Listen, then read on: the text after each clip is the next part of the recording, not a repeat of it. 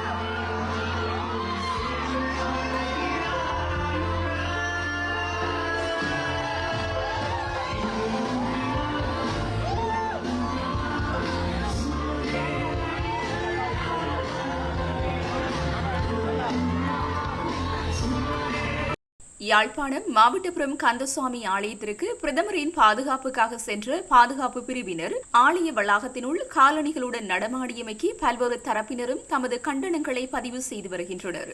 மாவட்டபுரம் கந்தசுவாமி ஆலய மகா கும்பாபிஷேகம் நேற்றைய தினம் நடைபெற்றது. இதன்போது ஆலய வழிபாட்டிற்காக பிரதமர் ஹரிணி அமரசூரிய ஆலயத்திற்கு சென்றிருந்தார். இந்த நிலையில் பிரதமரின் பாதுகாப்புக்காக ஆலய சூழலில் பெருமளவான போலீஸ் விசேட அதிரடி படையினர் பிரதமரின் பாதுகாப்பு பிரிவினர் குவிக்கப்பட்டிருந்தனர். அவர்கள் பாதணிகளுடன் ஆலய வளாகத்தினுள் கடமையில் ஈடுபட்டிருந்தனர். அதேவேளை ஆலயத்தினுள் பிரதமர் வழிபாட்டிற்காக சென்ற வேளை பாதுகாப்பு பிரிவினர் மற்றும் பிரதமரின் பணிக்குழாமைச் சேர்ந்தவர்கள் மேலங்கிகளுடன் ஆலயத்தினுள் பிரவேசித்துள்ளனர். பிரதமருடன் சென்றிருந்த கடற்றொழில் அமைச்சர் சந்திரசேகர், நாடாளுமன்ற உறுப்பினர் இளங்குமரன் ஆகியோர் மேலங்கிகளை கலட்டிவிட்டு சென்ற போதிலும் பிரதமரின் பணிக்குழாமைச் சேர்ந்தவர்களும் பாதுகாப்பு பிரிவினரும் மேலங்கியுடன் சென்றிருந்தனர்.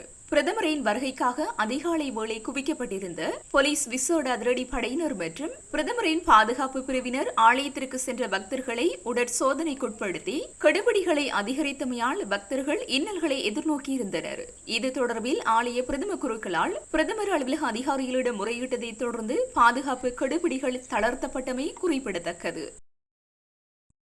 பிரதமர் கலாநிதி ஹரிணி அமரசூரிய இன்று மதியம் மன்னாருக்கு விஜயம் செய்த நிலையில் மன்னார் மாவட்டம் நானாட்டான் பிரதேச சபை தேர்தலில் போட்டியிடும் தேசிய மக்கள் சக்தியின் வேட்பாளர்களை ஆதரித்து நடைபெற்ற கூட்டத்தில் கலந்து கொண்டார்.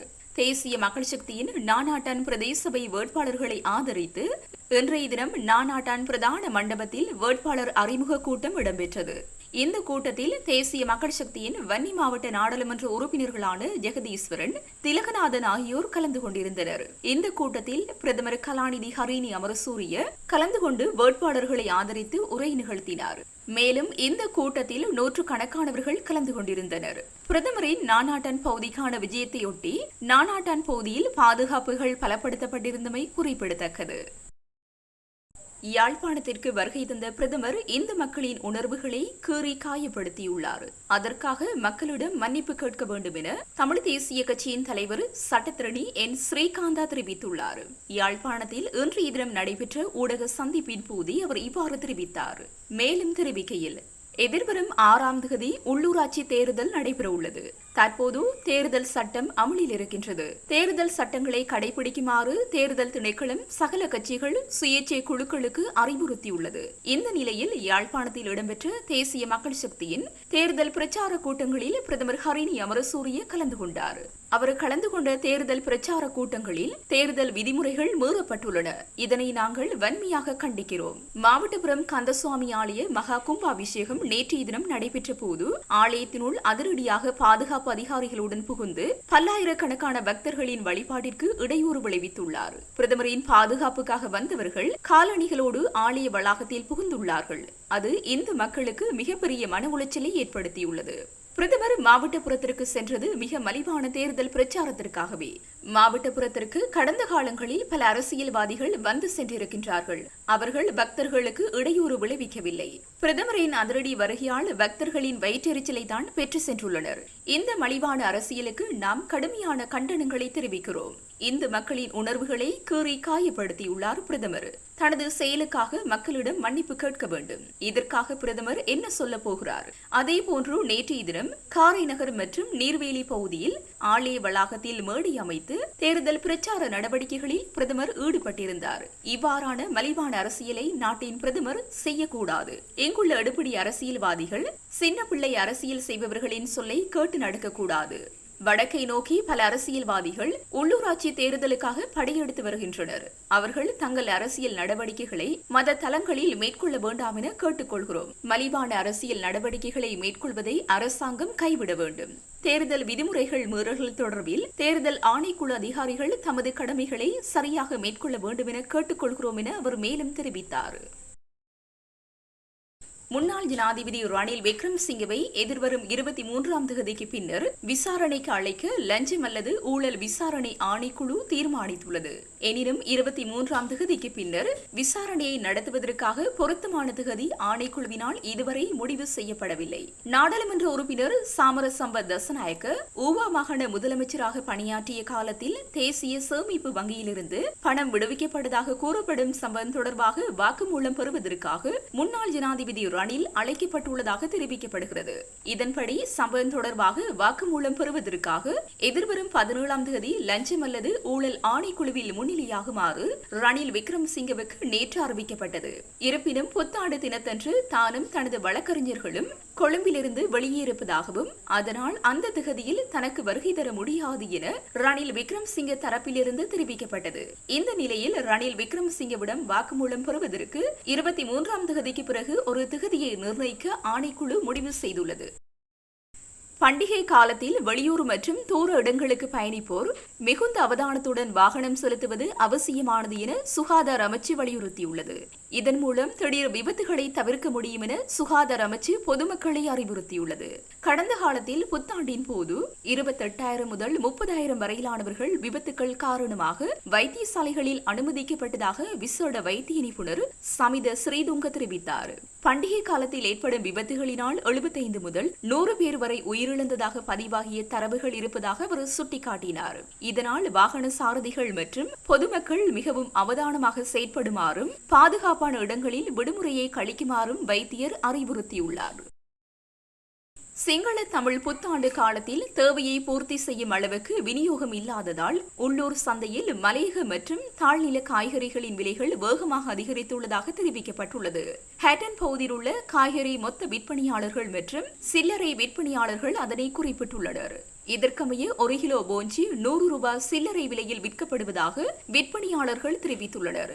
அதேவேளை 1 கிலோ சர்க்கரை வள்ளிக்கிழங்கு 600 ரூபாய், 1 கிலோ கேரட் 400 ரூபாய், நுவரெலியா உருளைக்கிழங்கு 1 கிலோ 600 ரூபாய், 1 கிலோ தக்காளி 800 ரூபாய் எனவும் விற்கப்படுகின்றது. அத்துடன் மற்ற அனைத்து மரக்கறிகளும் 200 ரூபாவுக்கு இடைப்பட்ட சில்லறை விலையில் விற்கப்படுகின்றன. மேலும் தேங்காய் ஒன்று 100 ரூபாய் முதல் சில்லறை விலையில் விற்கப்படுகிறது. புளிப்பு மற்றும் சர்க்கரை வாழைப்பழங்கள் 220 ரூபாவுக்கு விற்கப்படுகின்றன. கடந்த சில நாட்களாக பெய்த கனமழையும் இந்த திடீர் மரக்கறி விலை உயர்வுக்கு ஒரு காரணம் என்று வியாபாரிகள் தெரிவித்தனர். சித்திரை புத்தாண்டை முன்னிட்டு நாளையும் நாளை மறுதினமும் சிறை கைதிகளை பார்வையிட உறவினர்களுக்கு சந்தர்ப்பம் வழங்கப்பட்டுள்ளதாக சிறைச்சாலைகள் திணைக்களம் தெரிவித்தது. கைதி ஒருவருக்கு போதுமான தின்பண்டங்கள், உணவு, சுகாதார பொருட்கள் அடங்கிய பொதியை மாத்திரமே உறவினர்கள் கொண்டுவர அனுமதி வழங்கப்பட்டுள்ளதாகவும் திணைக்களம் குறிப்பிட்டது. சுகாதார வழிமுறைகளுக்கு அமைய உறவினர்கள் கைதிகளை பார்வையிடுவதற்கான அனுமதி அனைத்து சிறைச்சாலைகளுக்கும் வழங்கப்பட்டுள்ளதாக சிறைச்சாலைகள் திணைக்களம் கூறியது. வவுனியா குருமன்காட்டு சந்தியில் இன்று காலை வவுனியா போக்குவரத்து போலீஸ் பொறுப்பதிகாரி தலைமையிலான போலீசார் தமிழ் மொழியில் தண்டப்பத்திரம் கோரிய சாரதியை தலையை பிடித்து இழுத்து கையை பிடித்து அமுக்கி முச்சக்கர வண்டியில் ஏற்ற முற்பட்டமையால் பதற்ற நிலைமை ஏற்பட்டது. சம்பவம் தொடர்பில் தெரிய வருகையில் வாகன சாரதியொருவர் வர்த்தக நோக்கத்திற்காக குருமன்காட்டு சந்தியில் வாகனத்தை நிறுத்தியுள்ளார். இதன்போது வாகனத்தை அவ்விடத்திலிருந்து அகற்றுமாறு போக்குவரத்து போலீசார் தெரிவித்துள்ளனர். எனினும் வர்த்தக நிலையத்திற்கு பொருட்களை இறக்குவதனால் சிறிது நேரம் கால அவகாசம் தருமாறு வாகன சாரதி கோரிய சமயத்தில் போக்குவரத்து போலீசார் வாகன திறப்பினை எடுத்துக்கொண்டு சென்றுள்ளனர். இதன்போது வாகனத்தினை நிறுத்த தடை செய்யப்பட்ட இடத்தில் வாகனத்தினை நிறுத்தியமை என சிங்கள மொழியில் போலீசார் தண்டப்பத்திரம் வழங்கிய சமயத்தில் தமக்கு என்ன குற்றம் என தெளிவில்லை. எனவே தமிழ் மொழியில் தண்டப்பத்திரம் கோரியமையினால் வாகன சாரதி போக்குவரத்து போலீசாருக்கிடையே வாய்த்தர்க்கம் ஏற்பட்டுள்ளது. அதன் பின்னர் அவ்விடத்திற்கு வருகை தந்து வவுனியா போக்குவரத்து போலீஸ் பொறுப்பதிகாரி கடமைக்கு இடையூறு என தெரிவித்து குறித்த வாகன சாரதியினை முச்சக்கர வண்டியில் போலீஸ் நிலையத்திற்கு ஏற்றிச் செல்ல முற்பட்ட சமயத்தில் அவ்விடத்தில் பதற்ற நிலைமை ஏற்பட்டது. எந்த தவறும் செய்யாது என்னை எவ்வாறு கைது செய்ய முடியும்? அவ்வாறு தவறு செய்தால் தண்டப்பத்திரம் தானே வழங்க வேண்டும் என கூறிய வாகன சாரதி முச்சக்கர வண்டியில் ஏற மறுப்பு தெரிவித்தமையை அடுத்து போக்குவரத்து போலீசார் குறித்த வாகன சாரதியினை தலையை பிடித்து இழுத்து கையை பிடித்து அமுக்கி முச்சக்கர வண்டியில் ஏற்றி வவுனியா போலீஸ் நிலையத்திற்கு ஏற்றிச் சென்றனர். வாகன சாரதி மீது வவுனியா போக்குவரத்து போலீசார் வழக்கு தாக்கல் மேற்கொண்டு போலீஸ் தடுப்பு காவலில் வைத்துள்ளனர். சிவனேசுதுரை சந்திரகாந்தனை 90 நாட்கள் தடுப்பு காவலில் வைத்து விசாரணை செய்ய அனுமதி வழங்கப்பட்டுள்ளதாக போலீசார் தெரிவித்தனர். மட்டக்களப்பில் கடந்த 8ஆம் தேதி இரவு முன்னாள் ராஜாங்க அமைச்சர் சிவனேசதுரை சந்திரகாந்தன் கைது செய்யப்பட்டார். நபரொருவர் கடத்தி காணாமல் ஆக்கப்பட்ட சம்பவம் தொடர்பான விசாரணைகளுக்கு அமைவாக குற்றப்புலனாய்வு திணைக்களத்தினரால் அவர் கைது செய்யப்பட்டார். இதேவேளை உயிர்த்த ஞாயிறு தாக்குதலுடன் முன்னாள் ராஜாங்க அமைச்சர் சிவனேசதுரை சந்திரகாந்தன் தொடர்பு பட்டுள்ளதாக தகவல்கள் கிடைத்துள்ளதாக பொதுமக்கள் பாதுகாப்பு அமைச்சர் ஆனந்த விஜயபால அண்மையில் பாராளுமன்றில் தெரிவித்திருந்தமையும் குறிப்பிடத்தக்கது.